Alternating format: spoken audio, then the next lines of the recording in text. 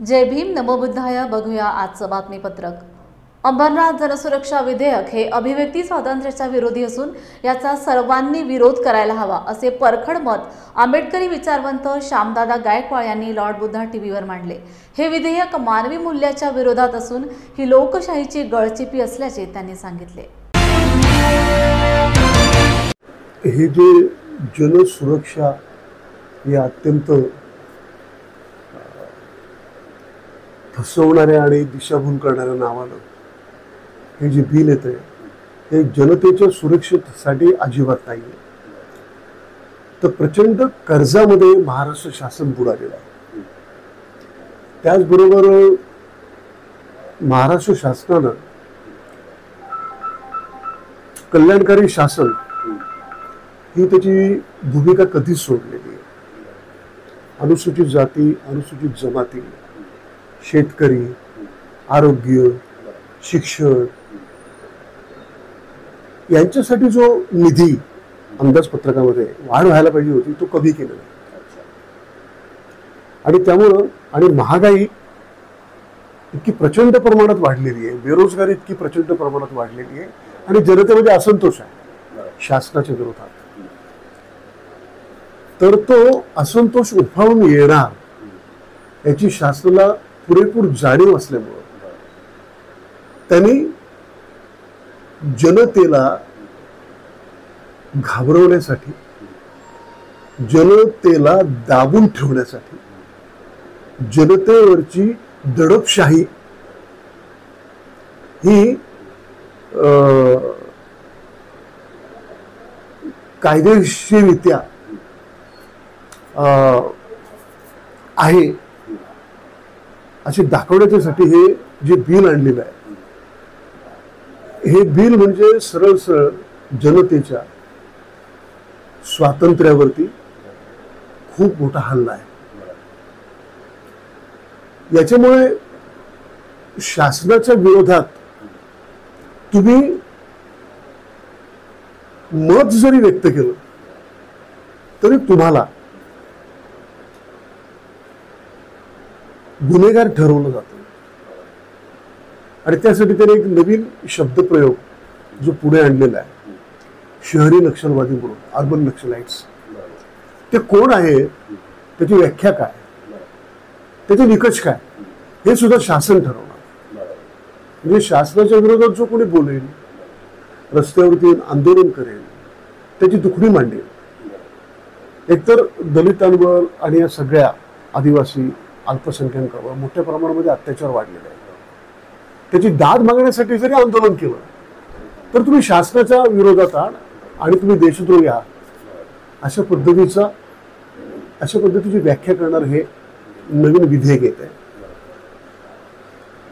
म्हणजे अभिव्यक्ती स्वातंत्र्याचा गळा दाबण्यासाठी या विधेयकाचा उपयोग होणार आहे. तुम्ही आंदोलन करू शकणार नाही, तुम्ही शासनाच्या विरोधात काही बोलू शकणार नाही. तुमचं अभिव्यक्ती स्वातंत्र्य जे आहे बरं ना, ते चिरडलं जाईल याची खात्री बिल देते. याच्यामुळे काय होईल की दलित, श्रमिक, आदिवासी जो दडपलेला समूह आहे त्या समूहाला दाबून टाकण्यासाठी, त्याची आंदोलन चिरडण्यासाठी या बिलाचा उपयोग हे फडणवीस शासन करणार आहे. विशेष म्हणजे असं की कोणावरही काही आरोप केले,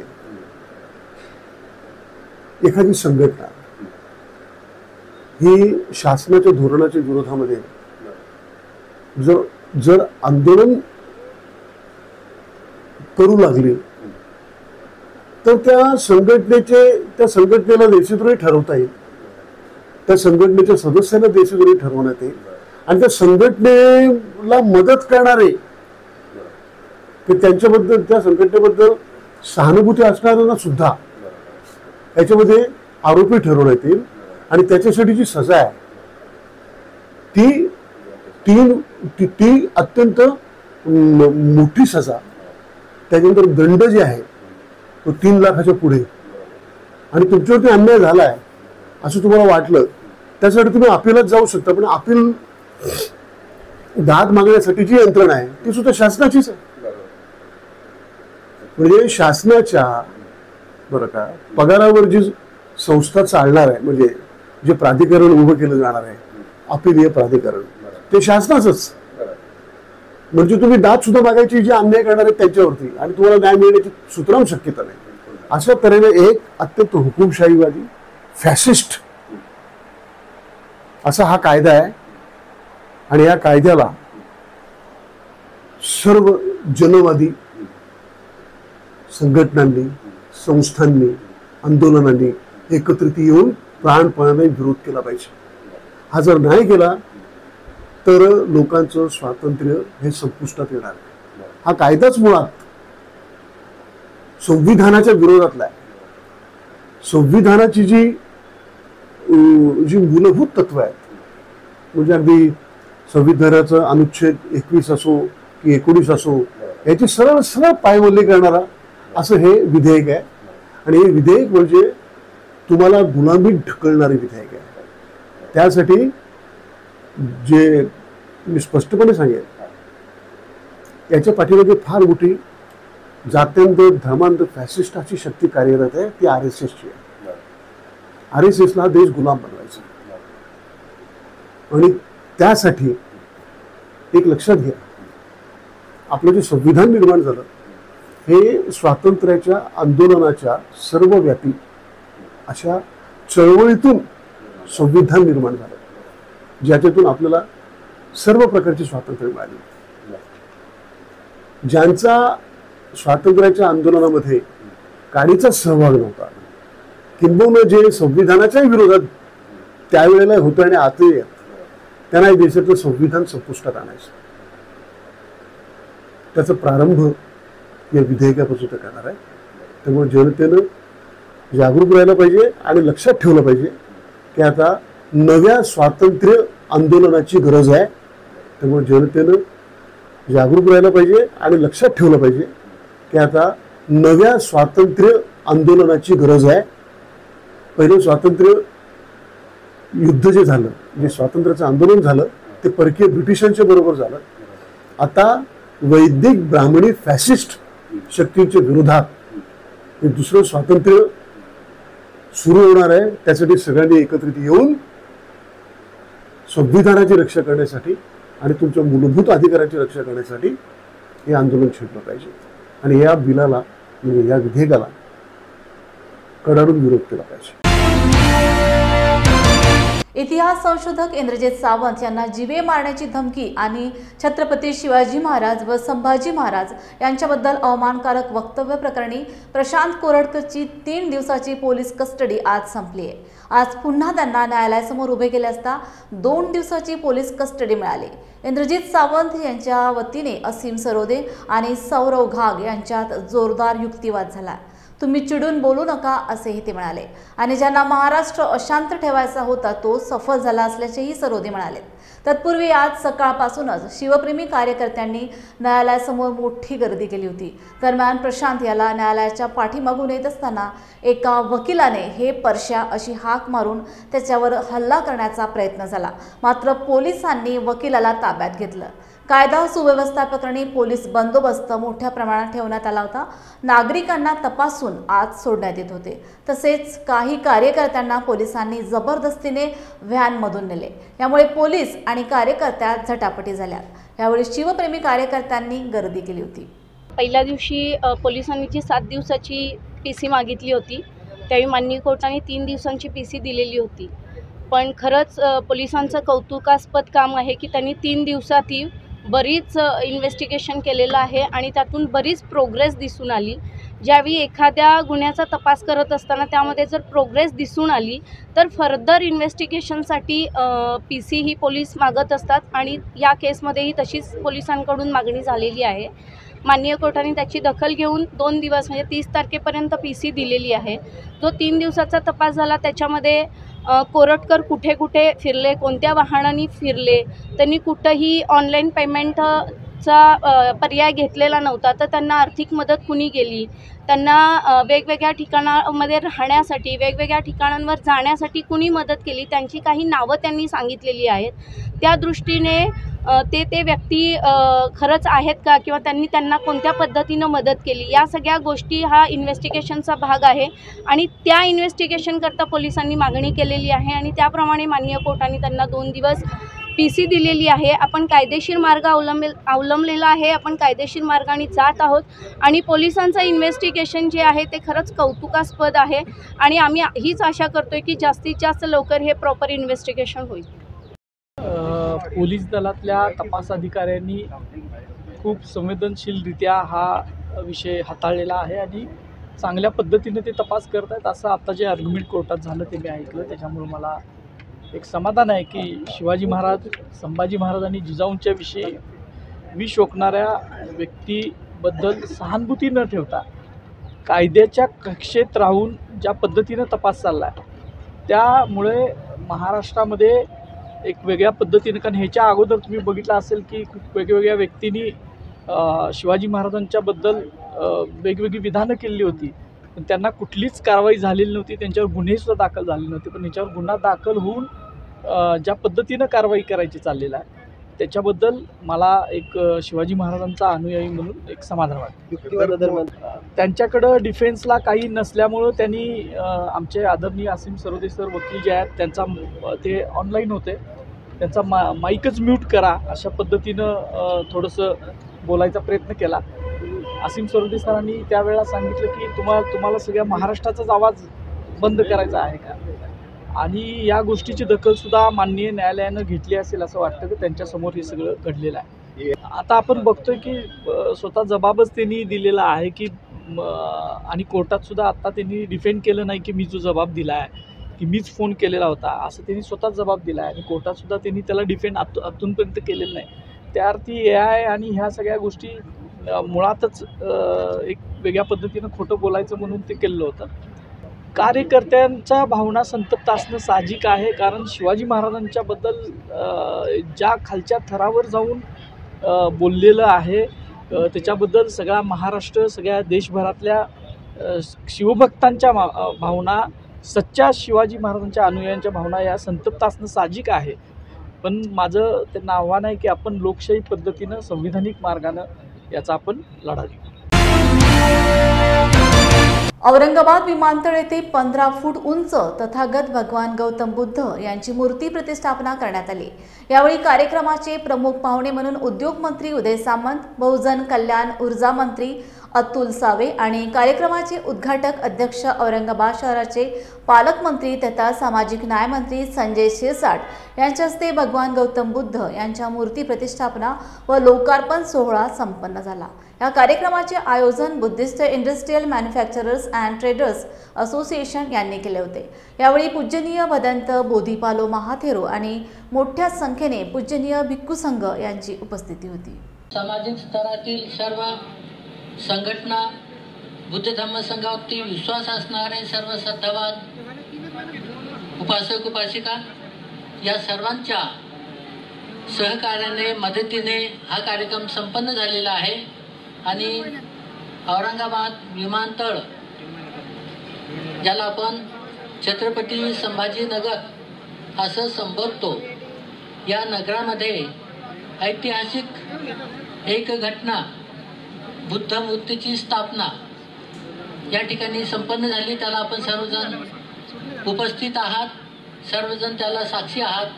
आणि हा खरोखर औरंगाबादकर यांच्या मनावरती एक अतिउत्साहाचा क्षण त्यांच्या मनावरती बिंबित झालेला आहे. तर आपण या ठिकाणी भगवान बुद्धाची प्रतिमा स्थापित झालेली आहे, त्यानिमित्ताने प्रवचन भिक्खू संघाचं या ठिकाणी आयोजित केलेलं आहे. गौतम बुद्धाची जी मूर्ती स्थापन केली असा अनुभव मला वाटतं महाराष्ट्रात पहिल्यांदाच घडला असेल.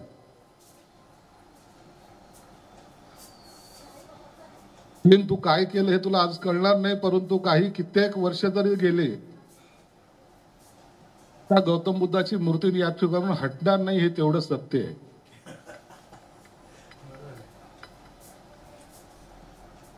खाते अनेक असतात,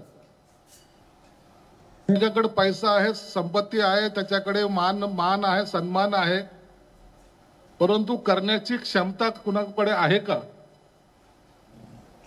तुमच्या सर्व सहकार्याने स्वतःच्या पदरचे पैसे खर्च करून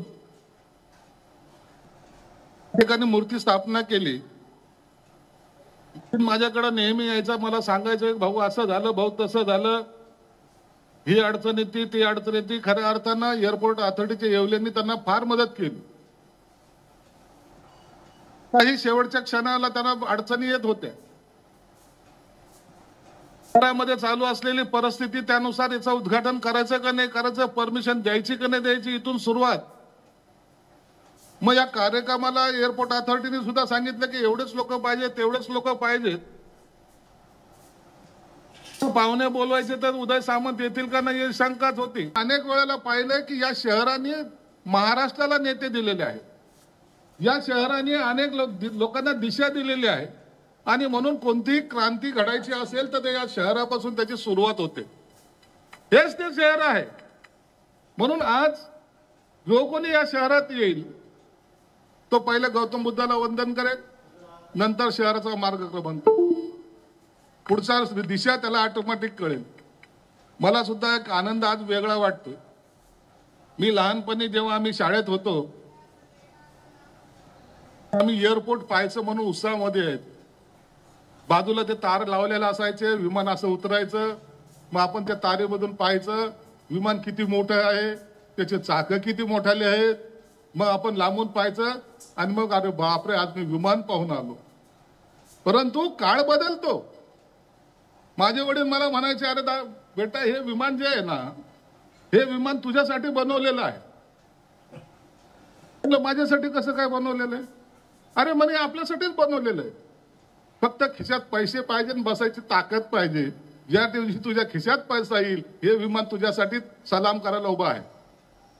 आणि म्हणून त्याच विमानतळावर आज मला गौतम बुद्धाची मूर्तीची प्रतिष्ठापना करताना एक वेगळा आनंद होतोय की अरे होय, आज या समाजाच्या माध्यमातून का होईना, या कार्यकर्त्याच्या माध्यमातून का होईना, आज आम्ही येणारा प्रत्येक माणूस इथून नमस्कार करून जाणार आहे, बुद्धाला वंदन करून जाणार आहे. प्रथम आपल्या जिल्ह्याचे पालकमंत्री संजय शिरसाट साहेबांना मनापासून धन्यवाद देतो आणि मिलिंदजींना देखील मनापासून धन्यवाद देतो की आज या ऐतिहासिक सोहळ्याचा साक्षीदार होण्याची संधी त्यांनी मला दिली. आम्ही राजकारण करत असताना विविध कार्यक्रमाला जातो, पण माझ्या राजकीय जीवनातला असा हा पहिला कार्यक्रम आहे की ज्या ठिकाणी छत्रपती संभाजीनगरमध्ये गौतम बुद्धांच्या मूर्तीची प्रतिष्ठापना आणि लोकार्पण सोहळा होतोय. आज गौतम बुद्धांची मूर्ती आपल्या सकट सगळ्यांना दर्शन देणार आहे. मला आताच पत्रकारांनी विचारलं, तुम्ही इथं येण्याचं कारण काय? खऱ्या अर्थानं या देशाला, या जगाला अहिंसेचा संदेश देणारे गौतम बुद्ध होते. स्वतःच्या घरामध्ये देखील राजसत्ता असताना जनतेचं दुःख समजून घेतल्यानंतर जनतेमध्ये समरस होऊन जनतेला न्याय देणारी एक व्यक्ती त्या काळामध्ये आपल्या देशामध्ये निर्माण झाली. आपल्या सगळ्यांचं भाग्य आहे, तुमचं आमचं सगळ्यांचं भाग्य आहे. आणि अशा पवित्र मूर्तीची प्रतिष्ठापना करण्याची संधी आणि त्याला उपस्थित राहण्याची संधी माझ्यासारख्या कार्यकर्त्याला मिळाली. आज आम्ही जेव्हा चर्चा करत होतो, मला खरं तर Buddhist industrial manufacturers and traders असोसिएशनचे मनापासून कौतुक करायचंय, मनापासून त्यांना धन्यवाद द्यायचे आहेत की एखादं मिशन घेऊन जर आपण कामाला लागलो तर आंतरराष्ट्रीय विमानतळाच्या परिसरामध्ये देखील गौतम बुद्धांच्या मूर्तीची प्रतिष्ठापना आपण करू शकतो. हे देशात जर पहिलं कोणी दाखवलं असेल तर ते बुद्धिस्ट इंडस्ट्रियल मॅन्युफॅक्चर असोसिएशननं दाखवलं.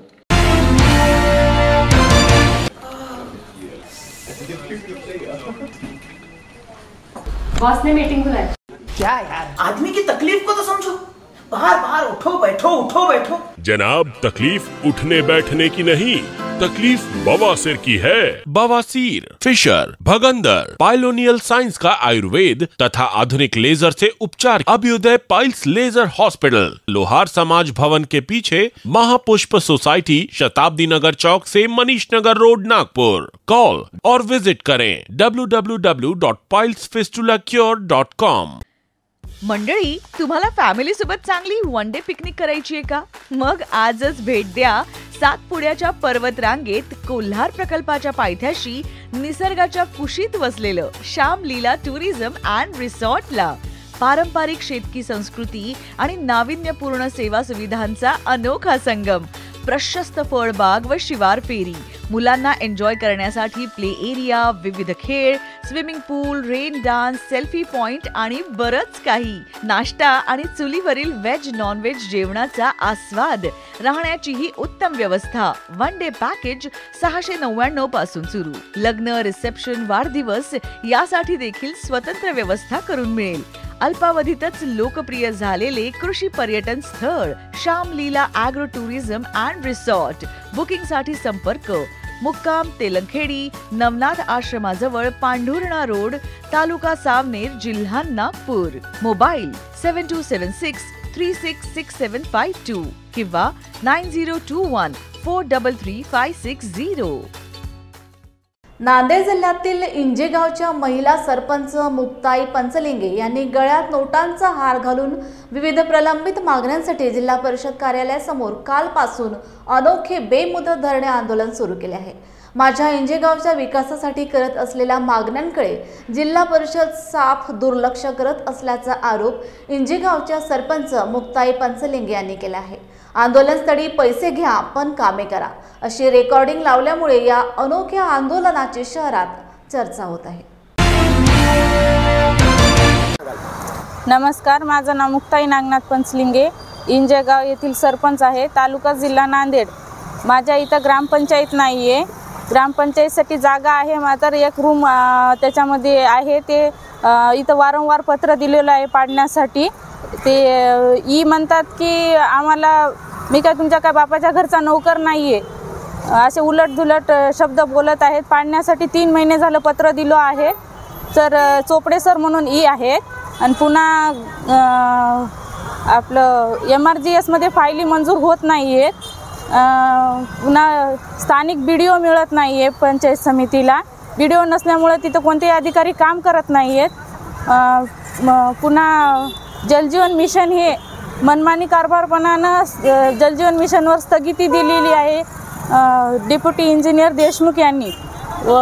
विचारायला गेलं तर ते काही प्रतिउत्तर देत नाही आहेत। पुन्हा वारंवार COला तोंडी आणि लेखी पद्धतीनं, दोन्ही पद्धतीनं मी सांगितलेलं आहे, कोणी दखल घेत नाही। शासकीय कामात मला कुठलीही मदत मिळत नाही आहे प्रशासनाकडून। पुन्हा अंगणवाडी नाही आहे माझ्या गावामध्ये, स्मशानभूमी पण नाही आहे आणि लेकरं अंगणवाडीमधले रस्त्यावर बसून जेवण करतात, रस्त्यावर शाळा शिकत आहेत। इतकी बिकट परिस्थिती माझ्या गावातली आहे, म्हणून मी वारंवार उपोषण करत आहे, वारंवार पत्र देत आहे अधिकाऱ्यांना। CO, कलेक्टर आणि BDO यांच्याकडे पुन्हा पत्र दिलं आहे। माझ्याकडे 101 ओस्या जमा झालेल्या आहेत, मात्र त्याचं प्रतिउत्तर कुठंच मिळत नाही आहे। महाबोधी बुद्धविहार बुद्धगया बिहारचे व्यवस्थापन बौद्धांच्याकडे सुपूर्द करा। बिहार बुद्धगया मंदिर कायदा 1949 रद्द करा। या मागणीसाठी कोल्हापूर जिल्हाधिकारी कार्यालय समोर धम्मसंघ कोल्हापूर यांच्या वतीने आंदोलन करण्यात आले। बुद्धगया आमच्या हक्काचे नाही कुणाच्या बापाचे, रद्द करा, रद्द करा। बुद्धगया मंदिर कायदा 1949 रद्द करा। आणि महापुरुषांच्या घोषणांनी जिल्हाधिकारी कार्यालय परिसर दणाणून सोडला। त्यानंतर निवासी जिल्हाधिकारी संजय तेली यांना निवेदन देण्यात आले। यावेळी प्राध्यापक अशोक चोकाकर, प्राध्यापक विजय काळे, बाग Manohar Bhosale, doctor DL Kamble, Sachin Kapoor, doctor Mahadev Kamble, प्राध्यापक राम वाकरे, भास्कर चव्हाण, वैशाली कांबळे, सुनंदा पाटणेकर आदी उपस्थित होते। आंबेडकरांचा जय हो, बोला डॉक्टर बाबासाहेब आंबेडकरांचा जय हो, क्रांती ज्योती महासावित्रींचा जय हो, क्रांती ज्योती सावित्रीबाई फुलेंचा जय हो, तथागत गौतम बुद्धांचा जय हो, राजश्री छत्रपती शाहू राजांचा जय हो, महात्मा ज्योतिराव फुल्यांचा महाबोधी महाविहार बौद्धांच्या ताब्यात महाबोधी महाविहार बौद्धांच्या ताब्यात बुद्धगया टेम्पल कायदा रद्द करा बुद्धगया टेम्पल कायदा रद्द करा बोला डॉक्टर बाबासाहेब आंबेडकरांचा बोला डॉक्टर बाबासाहेब आंबेडकरांचा तथागत गौतम बुद्धांचा तथागत गौतम बुद्धांचा राजश्री छत्रपती शाहू राजांचा राजश्री छत्रपती शाहू राजांचा। भारतीय संविधान लागू झाल्यानंतर या देशातले तमाम कायदे रद्द करण्यात आले आणि खऱ्या अर्थानं संविधानाचा कायदा लागू झाला, परंतु 1949चा हा जो बोधगया मंदिर कायदा रद्द झाला नाही। मोदी सरकारनं सुद्धा या देशामध्ये आल्यानंतर त्यांचं शासन आल्यानंतर अनेक जुने कायदे इंग्रजकालीन रद्द केले, परंतु हा कायदा रद्द केला नाही। हा सुद्धा एक षडयंत्राचाच भाग आहे। देशातली एकूण व्यवस्था ही सनातनी व्यवस्थेला पोषक अशा प्रकारची प्रशासकीय यंत्रणा राबवते आणि इथल्या अल्पसंख्याक लोकांच्या वेगवेगळ्या जाती धर्माच्या लोकांना त्यांच्या धर्माचं स्वातंत्र्य जे संविधान बहाल करतं त्याच्यावर प्रतिबंध लादण्याचा प्रयत्न यांच्यामार्फत केला जातो आणि म्हणून हे अन्यायकारक आहे। हे अन्याय या ठिकाणी दूर व्हावा या दृष्टिकोनातून हे आंदोलन या ठिकाणी छेडलेलं आहे। भारत आणि भारताच्या बाहेरच्या अनेक बौद्ध राष्ट्रांनी या आंदोलनाला पाठिंबा दिलेला आहे। अनेक देशाचे बौद्ध नागरिक बौद्धगयाकडे आगेकूच करत आहेत आणि अनेक राज्यातून हे भारतभर सगळं आंदोलन सुरू झालेलं आहे। या बौद्धगया बौद्ध विहाराच्या मुक्तीच्या संदर्भात हा बौद्ध समाज आणि बौद्ध बांधव बौद्ध भिक्खू एकवटलेले आहेत आणि पुन्हा एकदा निकराचा लढा हा दिला जात आहे। या निकराच्या लढ्यातून हे बौद्ध विहार आम्ही मुक्त करू असा आमचा दृढ विश्वास आहे आणि या दृढ विश्वासातूनच पुन्हा हे आंदोलन जसं जसं व्यापक होत जाईल तसं तसं या सरकारला नतमस्तक व्हावं लागेल या समाजाच्या पुढं आणि हा कायदा रद्दच करावा लागेल आणि खऱ्या अर्थानं तेव्हाच या भारतीय संविधानाचा जो हक्क आहे तो आमच्या सर्व धर्मीय लोकांना मिळेल आणि त्या धर्माचं स्वातंत्र्य त्यांना मिळेल असं या ठिकाणी मला वाटतंय। आणि म्हणून आजचं जे आंदोलन आहे हे आंदोलन खऱ्या अर्थानं बौद्धांना सर्वांगीण न्याय मिळवून देणारं आंदोलन आहे असं मी म्हणतो। जय भीम। क्या हुआ बहू? माँ, पाइल्स की बहुत तकलीफ हो रही है। तो तुम गुदरोग सर्जन के पास क्यों नहीं गई? देखो, जैसे हार्ट के लिए हार्ट स्पेशलिस्ट, ब्रेन के लिए ब्रेन स्पेशलिस्ट, तो पाइल्स के लिए पाइल स्पेशलिस्ट क्यों नहीं? स्त्री हो या पुरुष, टॉयलेट में तकलीफ केवल पाइल्स ही नहीं और भी कई प्रकार के गुदरोग तथा कैंसर भी हो सकता है, इसीलिए इसकी प्रत्यक्ष जांच जरूरी है। ठीक है माँ, पर जांच के लिए हम जाएंगे कहाँ? वही काले आयुर्वेदिक पाइल्स हॉस्पिटल में। लेकिन माँ, प्रेगनेंसी में पाइल्स की दवाइयाँ? प्रेगनेंसी में आयुर्वेदिक दवाइयाँ सुरक्षित होती है। जनहित में जारी काले आयुर्वेदिक पाइल्स हॉस्पिटल, औषधि चिकित्सा तथा सर्जरी ट्रीटमेंट उपलब्ध। हमारा पता उमरेड रोड, दिघौरी बस स्टॉप के पास, नागपुर। अधिक जानकारी के लिए वेबसाइट पर जाएं kalepailshospital.com। यवतमाळ जिल्ह्यातील राळेगाव येथे बौद्धगया महाबोधी महाविहार मुक्तीसाठी आज दिनांक 28 मार्च रोजी भीम टायगर सेना तालुका राळेगाव या संघटनेच्या व बौद्ध अनुयायांच्या वतीने भव्य मोर्चा निघालाय। यावेळी मोठ्या संख्येने बौद्ध समाजातील जनसमुदाय एकत्रित जमला होता। देशातील सर्व धर्मियांचे प्रार्थनास्थळ त्याच धर्मियांच्या ताब्यात आहे, परंतु बिहार राज्यातील बौद्धगया येथील प्राचीन आणि जगभरातील बौद्ध धर्मियांचे श्रद्धास्थान असलेले बुद्ध विहार ब्राह्मणांच्या ताब्यात आहे। त्यासाठी बनविलेला अधिनियम 1949 रद्द करून महाबोधी महाविहार बौद्ध धर्मियांच्या ताब्यात देण्यात यावे अशी मागणी राळेगाव येथे काढण्यात आलेल्या मोर्चेकरांची होती। सदर मोर्चाची सुरुवात राळेगाव येथे असलेल्या महामानव डॉक्टर बाबासाहेब आंबेडकर यांच्या पुतळ्याजवळ एकत्र जमून करण्यात आली असून शहरातील प्रमुख मार्गांनी तहसील कार्यालयावर जाऊन तहसीलदार यांच्या मार्फत राष्ट्रपती यांना निवेदन देण्यात आले।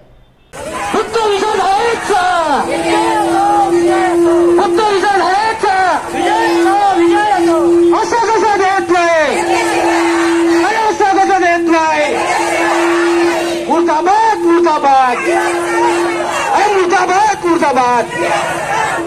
मुर्दाबाद मुर्दाबाद, मुक्त करा मुक्त करा, मुक्त करा मुक्त करा. डॉक्टर बाबासाहेब आंबेडकरांचा, डॉक्टर बाबासाहेब आंबेडकरांचा, डॉक्टर बाबासाहेब आंबेडकरांचा, तथागत गौतम बुद्धांचा, तथागत गौतम बुद्धांचा, त्याग करा बुद्धाचा, भारतीय संविधानाचा, भारतीय संविधानाचा, भारतीय संविधानाचा, मुर्दाबाद मुर्दाबाद. मिलिंद तन्वीज, आप देख रहे हैं लाड बुद्धा टीवी न्यूज. मैं हूँ यवतमाल जिले के रालेगांव तहसील में. इसी वक्त में रालेगांव शहर में एक बड़ा मोर्चा निकलने जा रहा है. बौद्ध गया महाबोधि विहार टेम्पल एक्ट 1949 को निरस्त किया जाए, रद्द किया जाए, इसी मांग को लेकर रालेगांव शहर से बड़ी संख्या से यहाँ से एक मोर्चा निकल रहा है. ये हमारे रालेगांव शहर में जो बाबा साहब का पुतला है, यहाँ पे सभी समाज बांधव इकट्ठा हुए हैं. अभी कुछ ही देर में ये मोर्चा को प्रारंभ होने वाला है. दर्शकों, महाबोधि महाविहार टेम्पल एक्ट जो 1949 जो है वो कायदा संविधान में से विसंगत कैसा है, तो संविधान का अनुच्छेद जो 13 है वो आर्टिकल 13 के 26 जनवरी 1950 को के अगले पहले जो कानून है ये सभी ख़त्म करना चाहिए था सरकार ने, लेकिन वो हुए नहीं. तो इसी मांग को लेकर ये कायदा रद्द करने के लिए अभी ये समाज यहाँ पे इकट्ठा हुआ है. हमारे साथ में कुछ ही लोग हैं. काका, काय नाव आहे तुमचं, कशासाठी तुम्ही या मोर्चामध्ये जमलेले आहे? माझं नाव राजकुमार बेका, दीप बुद्धिस्ट सोसायटी ऑफ इंडियाचे स्थापनाध्यक्ष. आम्ही या ठिकाणी सर्व रायगाव तालुक्याचे बौद्ध बांधव, बुद्ध उपासक आणि उपासिका, जे बुद्धगया 1949चा ॲक्ट या ठिकाणी बनलेला आहे तो रद्द करण्यात यावा यासाठी आम्ही सर्व उभी करण्यासाठी जमलो. आणि आता आम्ही तहसील कार्यालय रायगाव येथे आम्ही निवेदन दिलं. त्यावरती लिहिलेलं होतं, समोरचा अर्थ समजून घ्या, टाळ्या वाजवण्यात आपण खूप आहे, गर्दीत अर्थ समजून घ्या. म्हणजे महापुरुष जिंदा होते और वो कभी नहीं मरते. बाबासाहेबांनी महापुरुष जन्म लेते और कभी नहीं मरते हे जे वाक्य लिहिलेलं होतं, पहिलं वाक्य वाचलं की आम आदमी जन्म लेते हैं वो मर जाते हैं, लेकिन जो महापुरुष होते हैं वो जन्म लेते हैं और कभी नहीं मरते. बाबासाहेबांनी निरखून ते वाक्य वाचलं आणि पहिलं वाक्य तसंच ठेवलं. ते पहिलं वाक्य होतं की आम आदमी पैदा होते हैं और वो मर जाते हैं, ते वाक्य तसंच लिहिलं आणि खाली लिहिलं होतं की महापुरुष पैदा होते हैं और वो कभी नहीं मरते. जय भीम इंडियाच्या बातमीपत्रात वेळ झाली येथेच थांबण्याची. पुन्हा भेटूया ताजा घडामोडी घेऊन. जय भीम.